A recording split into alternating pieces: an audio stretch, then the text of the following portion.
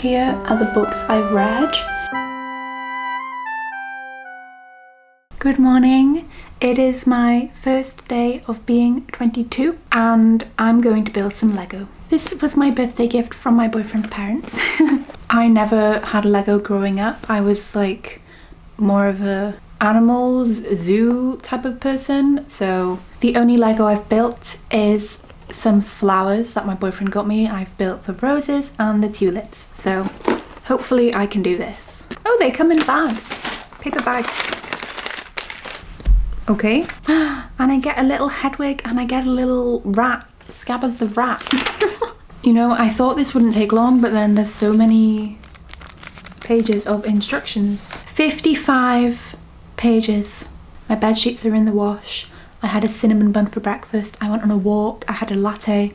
And now I'm going to build Lego in the sun and watch the Olympics. What more could you actually ask for?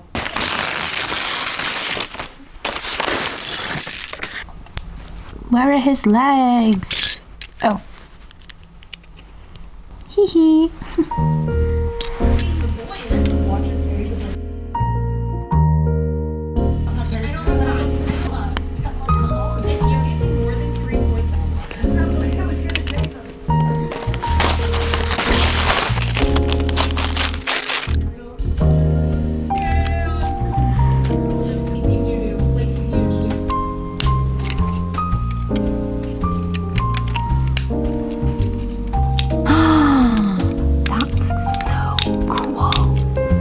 A little suitcase.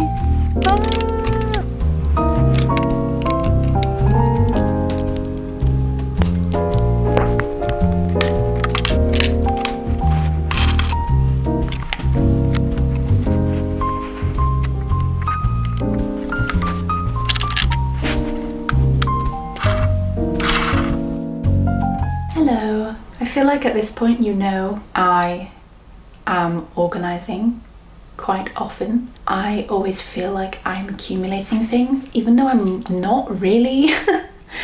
But it doesn't take much for me to feel overwhelmed, and so my environment is really important to me. I like it to be like a quiet, empty area.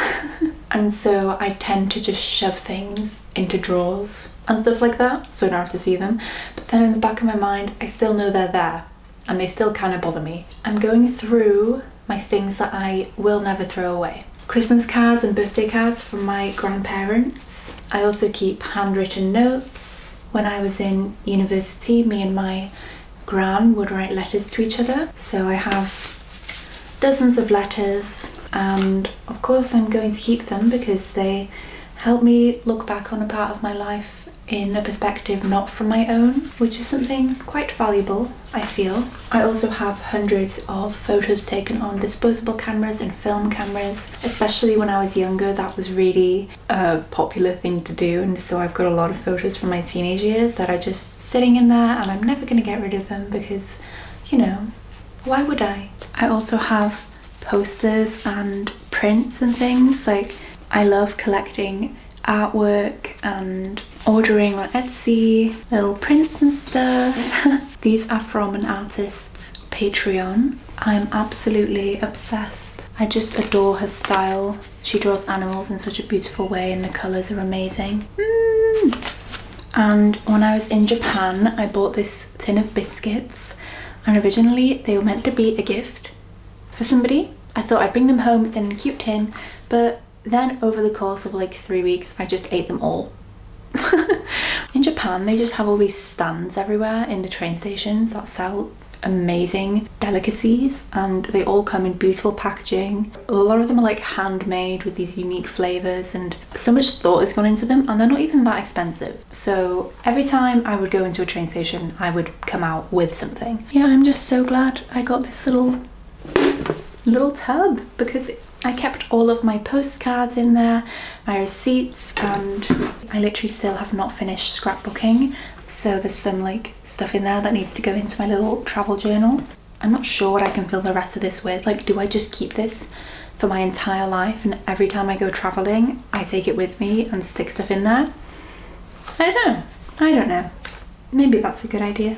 But yes, I think there are a few things in here that I haven't shown that I got when I was traveling. I think I gave a haul in my Korea video, but not for my Japan video. This is my pin from the Studio Ghibli Museum in Mitaka. I got a lot of postcards. I went to a few museums and basically all of them had this beautiful selection of postcards, so of course I had to get them, and I gave quite a few away. When I came home, I kind of set them all out and I was like, pick what you want, take them. Of course I have some as well. There were so many like letter sets and note writing sets, I guess you could call them. I got a full letter set with envelopes and everything. It's beautiful, like blue paper with swans illustrated, and then customized swan envelopes. I literally do not know when I will ever use these because it will feel too painful to part with them. Very special occasions. If you know me and you ever receive a swan letter, you know that you are special. And then these are just more for notes. They don't come with envelopes and there's different themes. This one is kind of home themed. There's a illustration of toothpaste, bread and toast. The next is fruit themed. Apples, peaches, cherries. These are postcard size. They are bread themed. Croissant, toast with organic apricot lavender leaf jam. And then this one is grassland. So beautiful. Fox and a rabbit in the forest. Swans again, horses, dandelions. I love stationery, and I wish letter writing was a more common form of communication because I adore that. And yeah, I don't really have anyone to send postcards to, but I am very sentimental when it comes to handwritten things and communicating like that. If I could have a carrier pigeon, I would, you know? So yeah, these things, very happy. And then when I read, I usually dog ear the page. I know that might upset you. I feel like a good book will show it has been used, you know? It has been thrown in my bag to come with me to the beach or the library or the cafe. It's a little bit crumpled because I've fallen asleep with it in my bed. You know, I feel like that is a sign of a good book. But recently I have been trying not to and instead use a bookmark because I feel like it makes me more excited to read. I don't know why. I think that's some kind of complicated made up thing in my head that I've done where I'm like, oh, I have a bookmark, so I like reading more.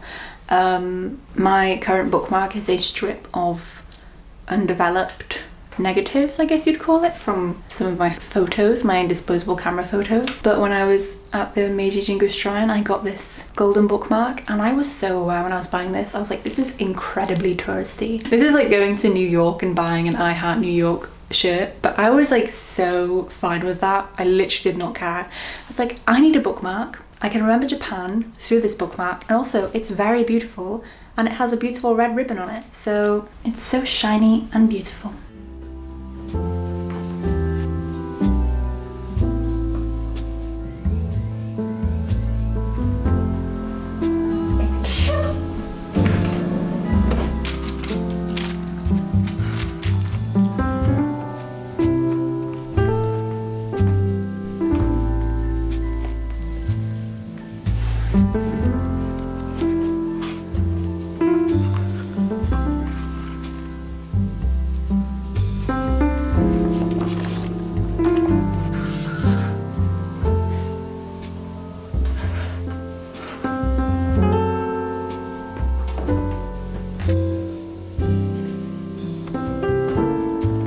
Sorry, I just feel the need to interject and say that my hair is not greasy, it's wet. I wash my hair every morning and then I keep filming in the morning while my hair is still damp and my hair is wet basically this entire video and it just looks greasy. I hope you believe me. I just feel the need to make a disclaimer because people online will literally call you a greasy scumbag without any evidence. So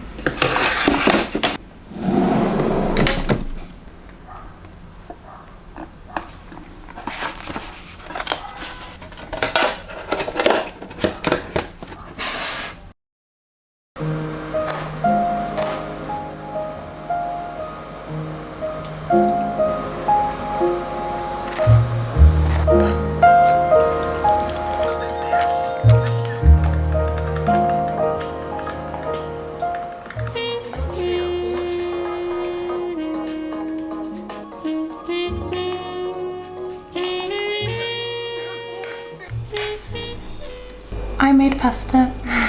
Lemonade. I've been wanting to recreate the pasta I had in Japan because I made it with store-bought sauce and I don't normally buy ready-made sauce. I usually make it myself, but the whole wheat penne, the mozzarella, tomatoes, peppers, onion, it was just like, I even got to add my homegrown basil to it and it does taste exactly the same.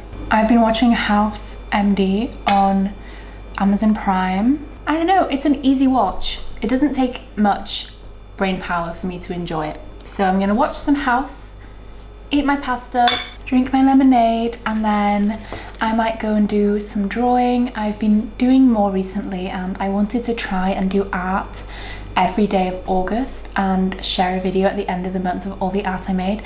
And I'm leaving this in to hold myself accountable because I always think, oh, I'll make this video and it'll be really cool and I'll really enjoy making it, and then I let myself down and I don't push myself to complete it. And then there have been so many times where I've basically fully made a video and I decide I don't want to post it because it's different than my usual stuff, or I feel insecure and so I don't have a video for that week, and then I have to like rush to put one together and I feel like it's bad. And you know, nobody's like forcing me to post. I should enjoy it and not stress out about it, but sometimes I do worry about it and I feel bad when I don't post, and then I don't know, it's so silly because it's just for fun and it's just something I enjoy. But yeah, I want to try and do art this month and really push myself to try new things. I've been doing sketches recently in my notebook with pen, and also I want to finish my pear oil painting, and I've been working on a self-portrait on my iPad on Procreate. So lots to do, no excuses. Got lots of beautiful nature around me to inspire me as well. So yeah, hopefully I keep my word. And even if I don't do art every day, I still want to do something mindful. I want to read. I'll talk a little bit in a minute about the books I've read in July because it's August the 1st today. But I'm finally getting back into reading. I'm feeling really kind of grounded, present and happy. I feel like I go through phases of being really overwhelmed and not thinking too much about things because I'm being very avoidant, and the time passes so quickly, and then suddenly it's been a few months and I write in my journal and then my mind becomes so clear and I'm like, what have I been doing all this time? Like, what was it that triggered so much stress and overwhelm for me that it was like I needed to turn off my brain for a few months at a time and just go on autopilot, create things without thinking or feeling, and I don't read, don't journal, don't do anything. It's bizarre and I really don't know what triggers it, but I'm trying so hard to figure it out. I know this is kind of unrelated and not that important because, you know, social media isn't real, but I am quite proud of myself because basically the entirety of July I was posting pretty much every day on all of my social media platforms, YouTube Shorts, Instagram Reels and TikTok, and sometimes YouTube Shorts like twice a day, and I think it really helped bring some more life to my channel. I've got a few new subscribers that I feel like hopefully they'll watch some long videos and see what they're all about. But I do get into the habit of creating shorter videos and then not giving myself time to make a long video, but then I need to stop and think, like, the only reason I share my life on Instagram and on TikTok isn't because I want to, it's because I'm trying to direct people to my YouTube, because that is what I really care about. And I love making videos and I'd make them even if nobody watched. I hope I would, because, you know, we all start with nobody watching. But sometimes I forget why I'm even posting on other social medias, and it's literally only to direct people here to just kind of share my thoughts in a long format, edit without having to feel like every clip has to be like da da da da da da da text and music, and it's like, you know. On other platforms, a 10-second long video, it will take me like half an hour to make, but I love pouring my time over the whole week into making one long video and making these little tiny editing choices that I don't think anyone notices, but then I feel so proud of when I see them. Like connecting shots and stuff like that. I'm like, oh, it feels nice to be proud of yourself for something, and I just need to keep that in mind moving forward. While I was organising, I was reading some of my old journals a few years ago now, when I had just started posting on a different channel, not even this one, and I was in my second year of university, and and I felt like so encouraged anyway to keep trying because I was so like inspired to make stuff. I'd always wanted to make videos, and then I got to university and I realized I don't have anyone to be afraid of anymore.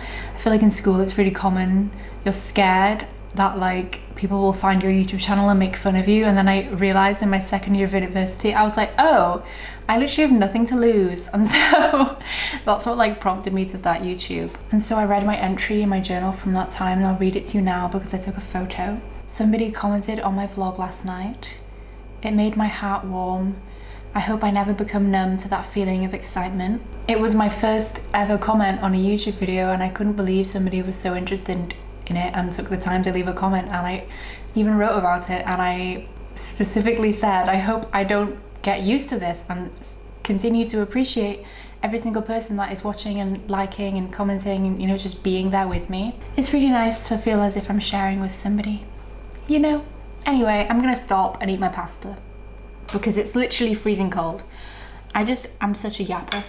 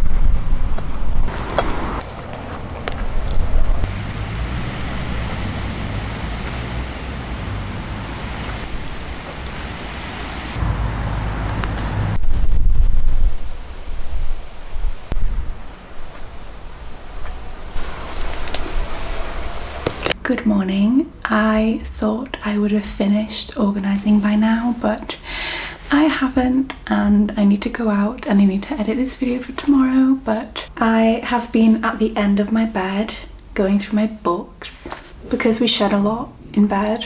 They gather a lot of dust at the end of the bed, so I've had to take them all out and I'm gonna hoover, and I've dusted them all. So here are the books I've read. I tend to read a lot of ebooks on my iPad through the app Libby, so I don't actually have that many physical books.